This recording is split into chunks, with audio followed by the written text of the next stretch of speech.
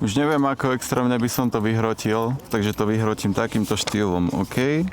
Takže čau, ja som Rado a prekonal som svoj strach pred kamerou.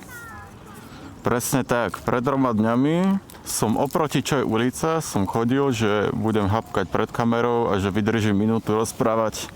A momentálne som v strede námestia. Všade okolo sú ľudia, je sobota. Už ma úprimne nebaví sa proste bať, pretože ja chodím po ulici a všetci sú dostrihaní, všetci sa more boja hocičoho. A aj taký nie som more. Dobre, v skratke poviem. Vždy si budem robiť, čo chcem. Vždy. Vždy. Momentálne nemám absolútne žiadny strach, ktorý ma napadá. Vôbec. A teraz, keď sa pozerám, ako chodia oproti ľudia, tak si na mňa čeknú a idú ďalej. Ste nikoho nezajímaš. A kvôli tomuto som stratil 5 rokov života. Tým, že tu proste sedím a rozprávam. Lenže úprimne vždy bol problém v tom, že tie veci, čo som robil kvôli sebe, nie kvôli sociálnym médiám. Takže akože tie veci, čo robím, som si musel dokázať ja. A teraz je to momentálne také, že to potrebujem dokázať tebe. Čo týmto videom chcem povedať je to, že ja neviem, čo budem robiť ďalších 25 dní more. Ja originál neviem. Takže možnosti sú momentálne takéto.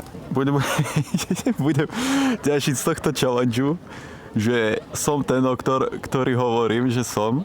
Lebo mňa nebaví poučovať druhých, keď proste na to nemáš žiadne dôkazy. Toto je dôkaz, že pokiaľ mám nejaký problém, tak sa k nemu postavím a rovno ho vybavím. Buď budem ťažiť z tohoto challengeu a rozdávať rozumy, lebo viem, kto som, ale bohužiaľ ti to nemám ako dokázať. To znamená, že či ma budeš počúvať, keď niečo budem hovoriť, že naozaj je pravda to, čo hovorím. A druhé je, že si budem naťahovať číselka a robiť zo seba na silu dementa kvôli pozornosti, ktorú reálne nepotrebujem.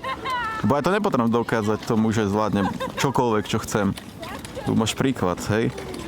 A takže najlepšie by bolo, a to je otázka na teba, je, že napíšeš mi, čoho sa ty bojíš a ja to spravím. Alebo ak máš kamoša, ktorý sa proste venuje niečomu, čo je ťažké, tak daj mi na ňoho kontakt a rád s ním niečo spravím, lebo ja som o sebe presvedčený, že dokážem robiť čokoľvek. A komentáre typu choď do roboty, kamo, ja mám robotu a je to super robota, ale strašne by som chcel sa živiť tým, že niekomu pomôžem robiť niečo takéto.